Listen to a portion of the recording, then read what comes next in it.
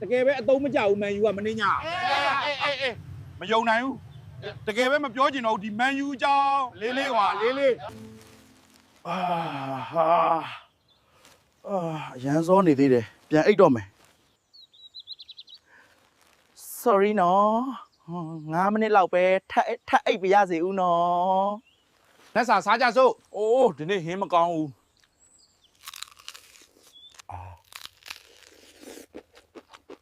တော်တော်ကောင်းတယ်ငါပဲအရန်မှုေးတာပဲ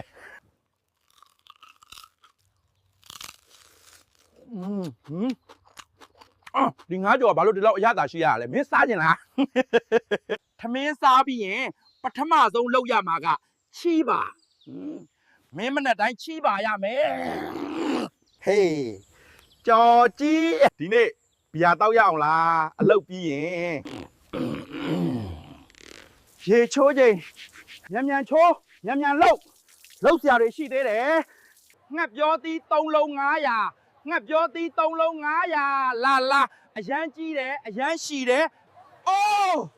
စူပါငှက်ပြောသီးအကြီးကြီးတယ်ဘလို့ရောင်းပြီးဘလောက်လဲအကုန်ယူပြ50ကျပ်ပဲဘီယာမြန်တောက်ခြင်းလို့အရန်လေးတယ်မြန်သွားရတော့မယ် တကယ်ပဲအသုံးမကျဘူးမန်ယူကမနေညာ အေးမယုံနိုင်ဘူး